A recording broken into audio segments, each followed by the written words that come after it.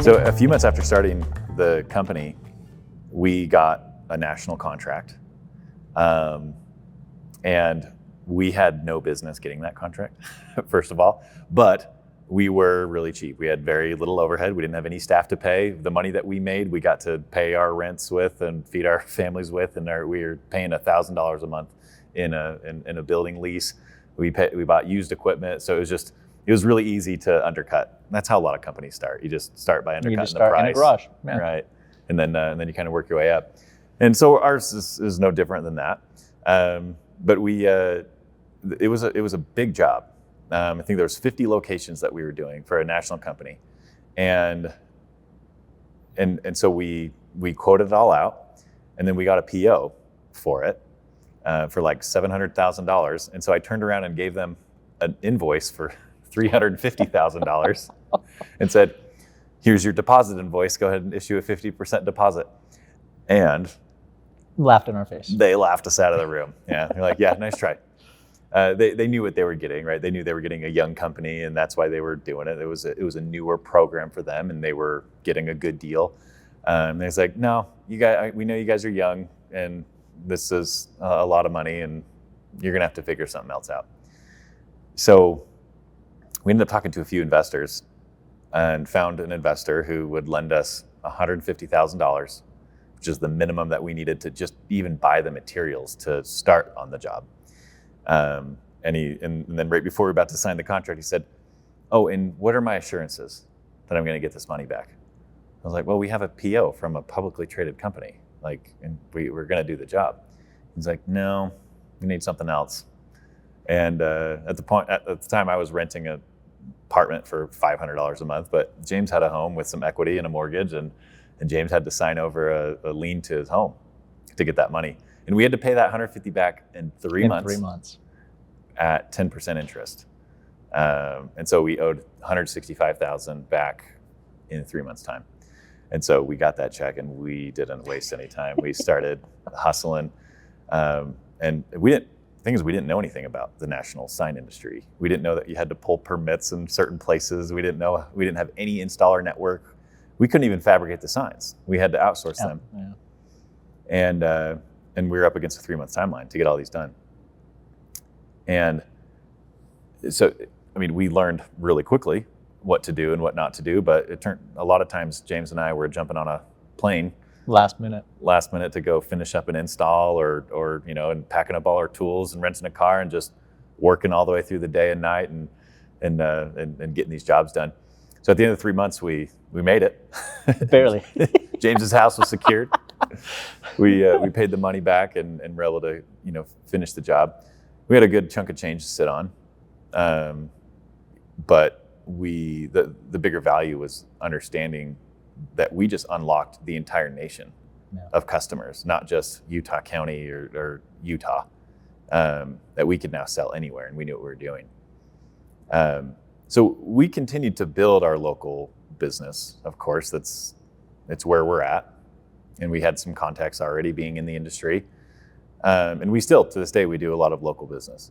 But it gave us a blue chip to kind of go after that. And you could do it once, but when you do it twice, that's kind of when you say, "Okay, now I know what I'm doing."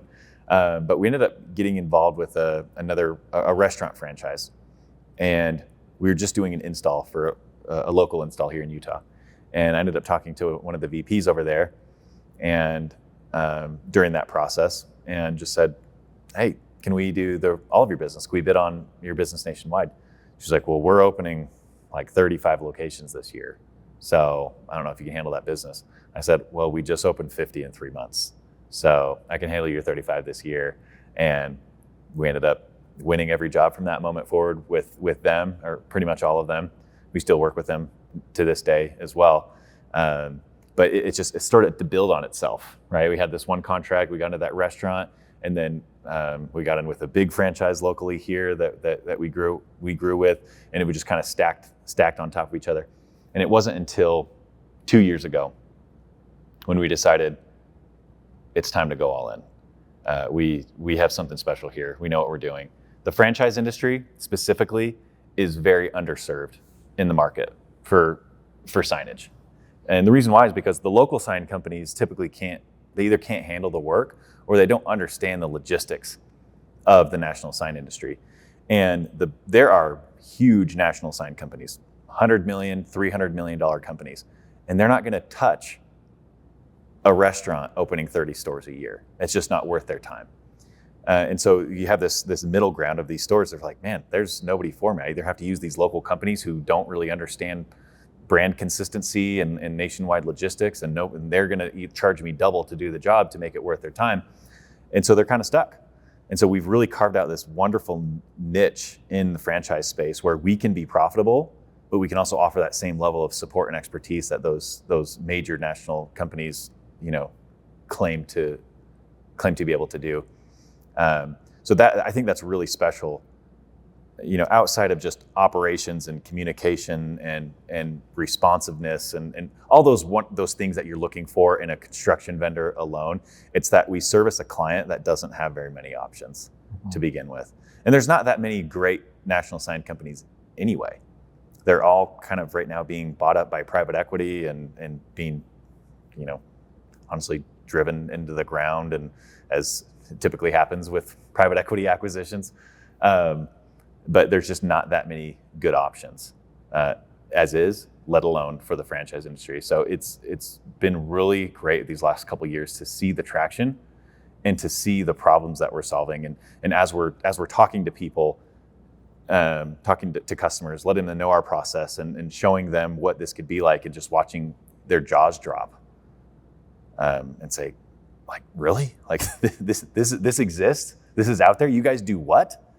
And then being able to execute on it. It's been really validating to see that there's a problem that we're solving it.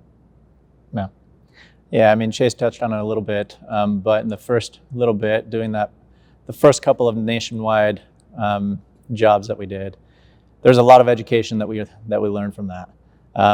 Chase was saying we didn't know we had to pull permits in all these different municipalities and do all of that. So yes, every sign was installed with a permit.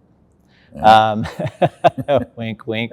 But we learned a lot of different, very useful things needed to be able to service a nationwide customer or account.